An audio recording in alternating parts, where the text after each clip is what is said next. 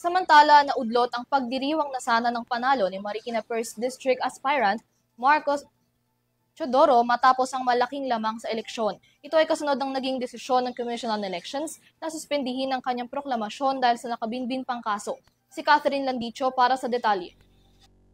Naglabas ang kautusan ng Commission on Elections sa COMELEC nitong Martes ng pagsususpindi sa proklamasyon kay Marcelino Marcy Chodoro bilang kinatawan ng unang distrito ng Marikina City. Ayon sa COMELEC NBank, may nakabinbing mga kaso laban kay Chodoro na may kaugnayan sa diskwalifikasyon at kanselasyon ng kanya kandidatura.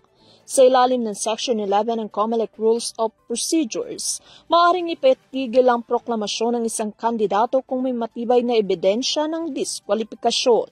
Dahil dito ay natasa ng election officer ng Marikina 1st District, may parating agad ang kautusan kay Chodoro at sa City Board of Canvassers.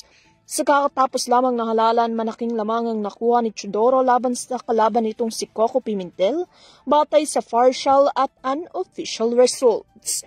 Nanindigan naman si Marikina Mayor Maan Chodoro na dapat ding isaalang-alang ang malawak na suporta ng mga mamamayan ng lungsod. Para sa EuroTV News, Catherine Landicho, sumasaludo sa bawat Pilipino.